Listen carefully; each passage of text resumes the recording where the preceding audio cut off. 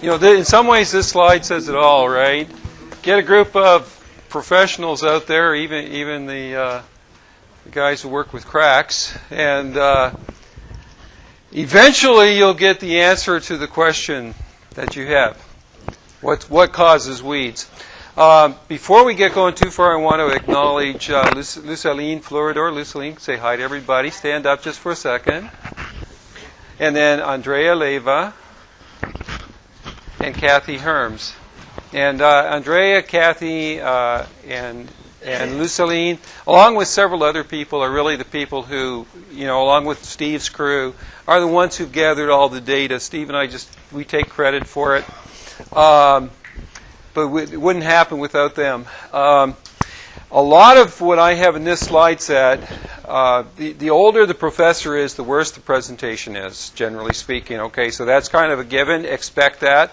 And my name is Doug. Steve already told you that. A number of years ago, is Doug Jackson Smith is still over there, and Doug Coleman's over there too, right?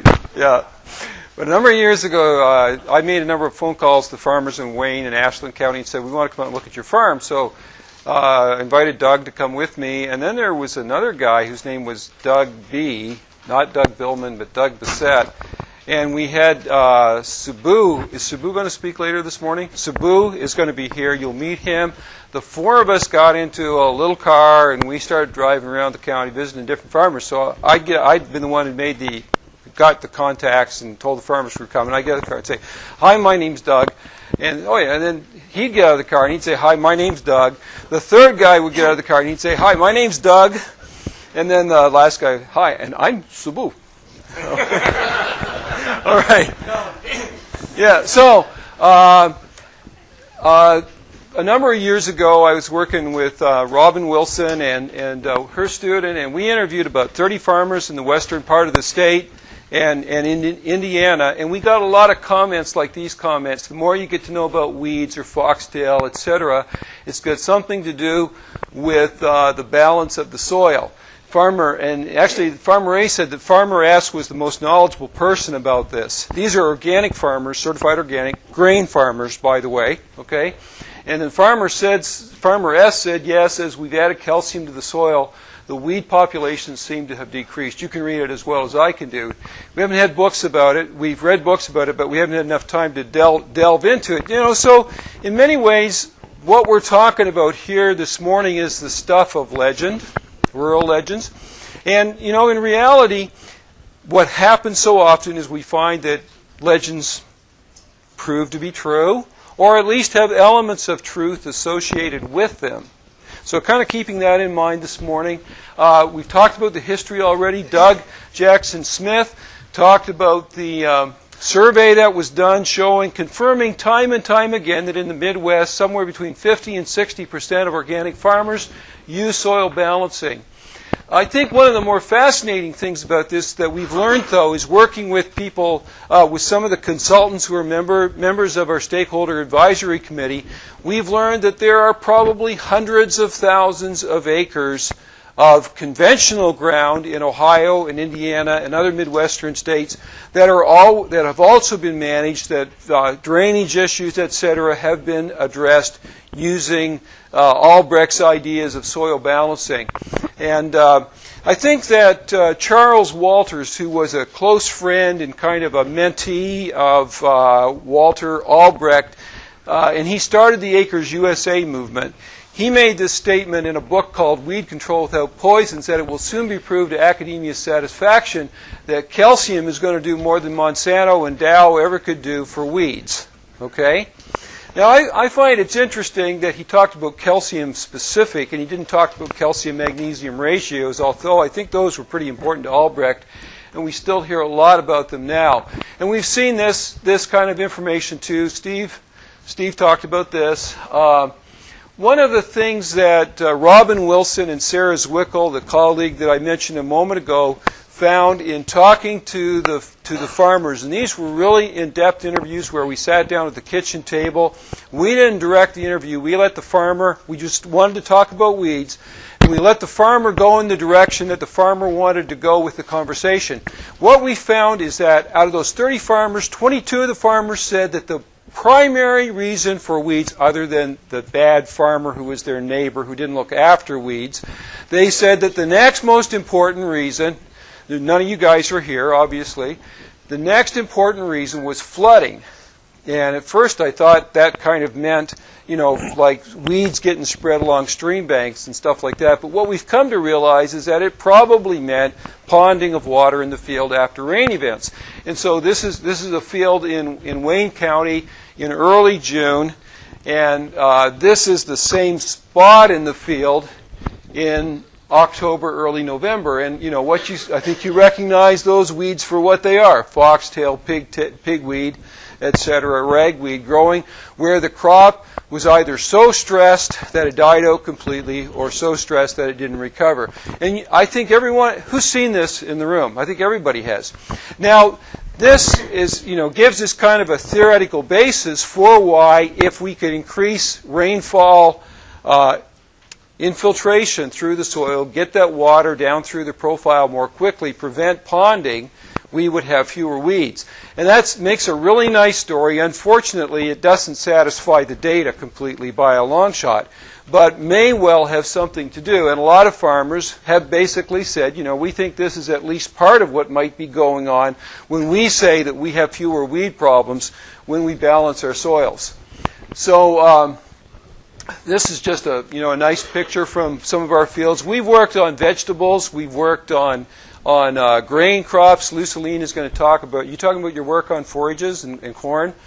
And a lot of it's been done. We've worked probably with about roughly 20 farmers with experiments on their farms, and we've had 4 really big research station experiments. Like, I think, you know, our typical experiment takes off about 3 acres of ground. And so we have different types of data and different types of results have come out of that. Steve talked a lot about the type of treatments that we used. So we're not going to, I think the guy that took this picture is not the same guy that took the picture of that earlier field. I'm not sure who that was.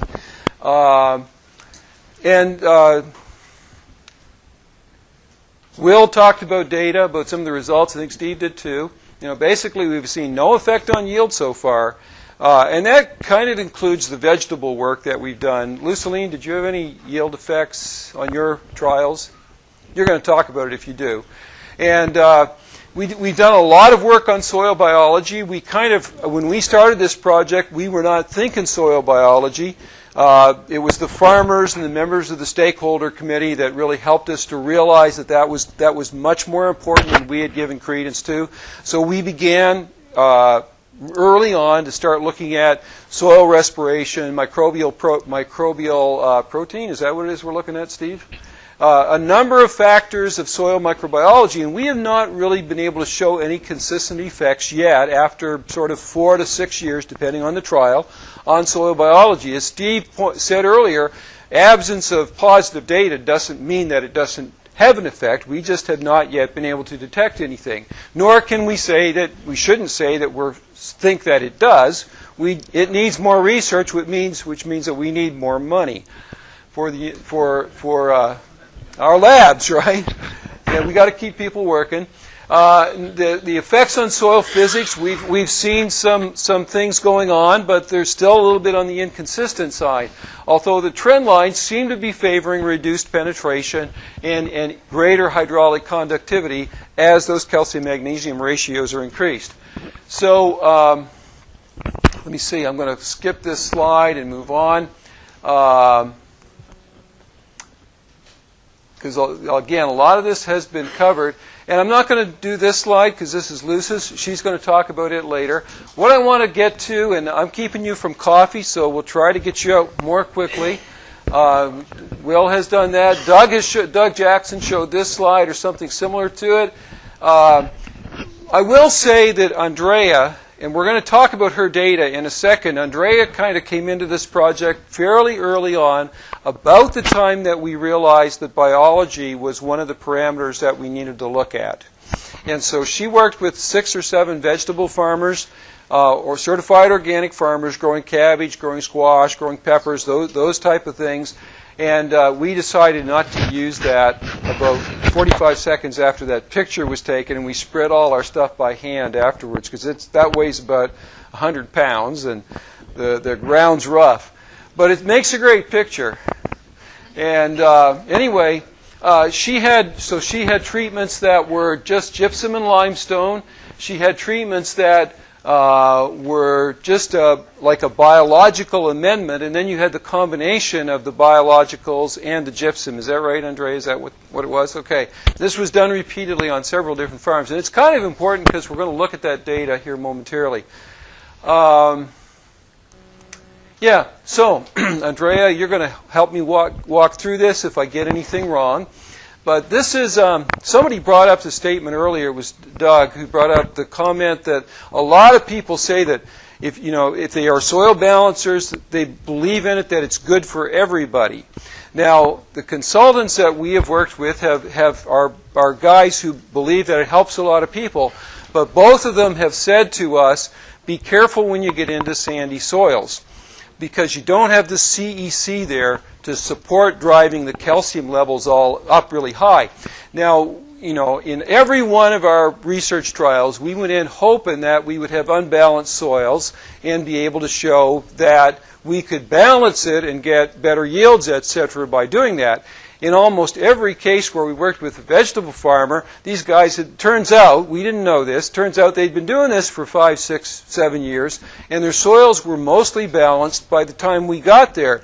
So that reduced the amount of limestone that we could add. I think we never used more than, one farm we used 1,500 pounds of limestone. The rest of the time we only used 500 pounds because they were already up at 6 or 6.5 ratio. So, this is actually mostly a single year's data on these soils that were already balanced. These are all low CEC soils, about 9, 10, 11, thereabouts, mostly sandy or silty sand loams all around Wayne County. And we have a graph showing calcium, magnesium, and another one showing potassium, and I'll try to walk us through this. This says soil magnesium. I believe that should actually be soil calcium, and you'll have to change that on your paper, Andrea. New graph.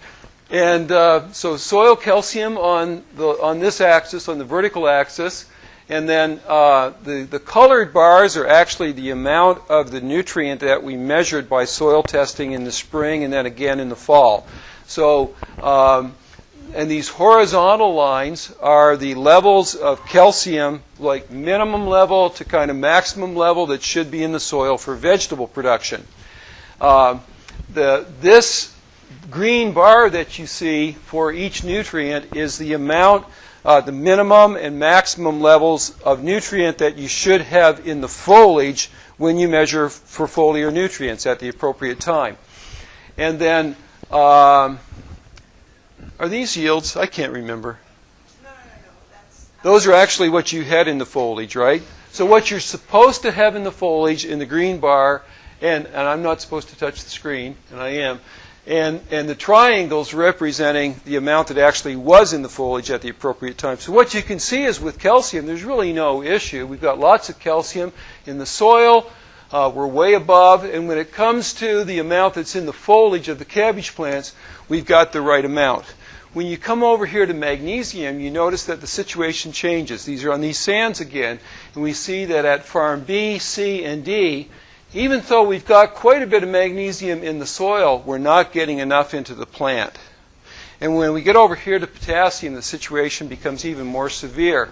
The soil, even though there were 300 pounds of potassium sulfate added just that spring, we don't have enough potassium in the soil to meet the minimum requirements for growing vegetables, and it comes right back out into the foliage of the plant as well.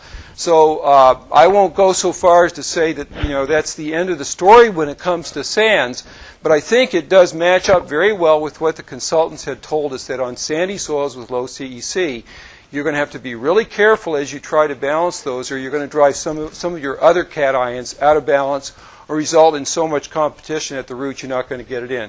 Yes, sir. With sandy soils that have a high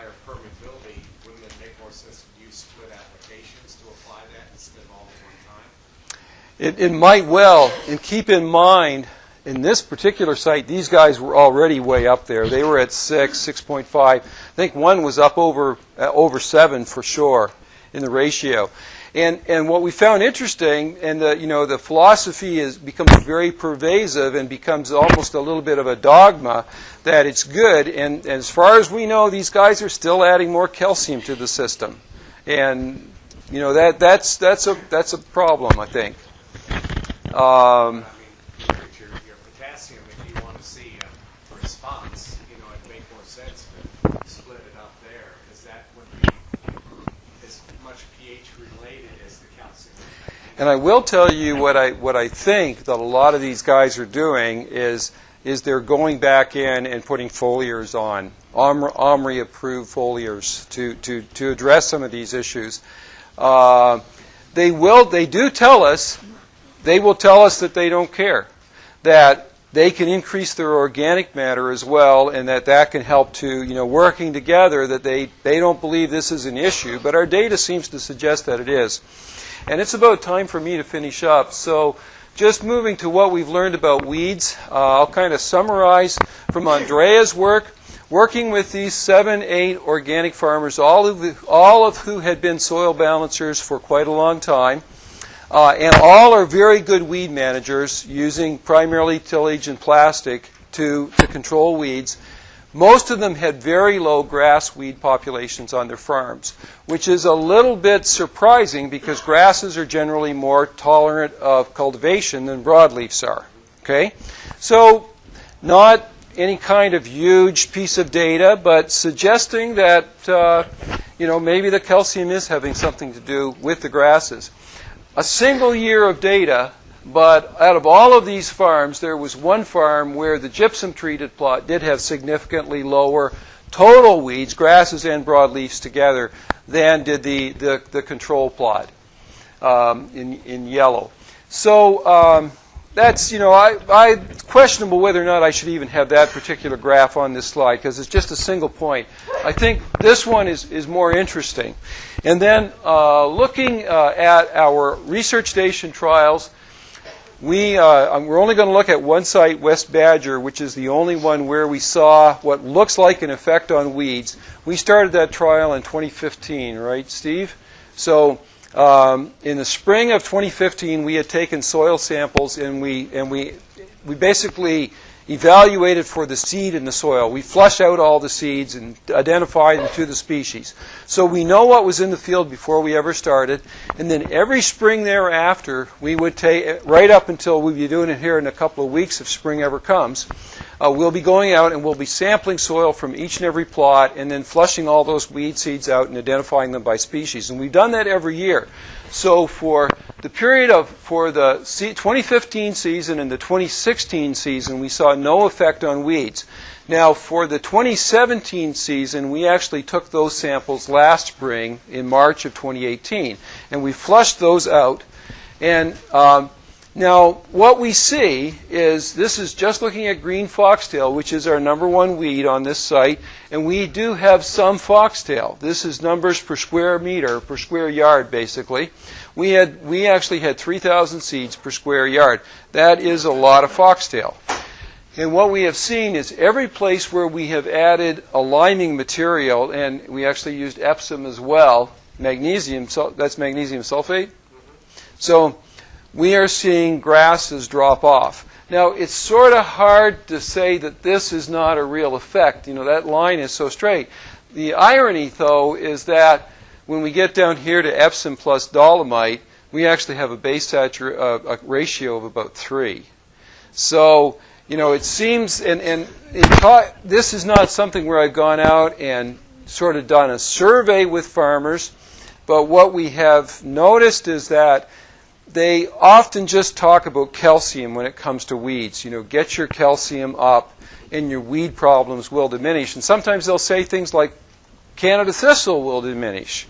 Magnesium and calcium, of course, are two different elements. But so the gypsum plus lime probably had a ratio of close to 7, I believe, and the Epsom plus dolomite actually had a ratio of about 3. So for what this data might be worth, it seems to be suggesting that it's not the ratio, it's the cations, those basic divalent cations, I suppose we could argue, that are in the soil. We've described a lot of these effects that we have talked about this morning as kind of, you're standing off in the edge of some landscape and you see lights that are flashing on and off out there. Like, we think that we are beginning to see some things going on in the system. And so we're very anxious, very hopeful that we'll get some additional funding, and we would love to expand it to conventional ag as well. I don't think anybody is going to control weeds by increasing their calcium-magnesium ratios. And actually, I don't think very few people besides Charles Walters would make a statement like that, and he probably meant that as an over-the-top, hyperbolic type of statement when he said it. But it may be that it does contribute. So over time, hopefully, we will get better and better answers to this.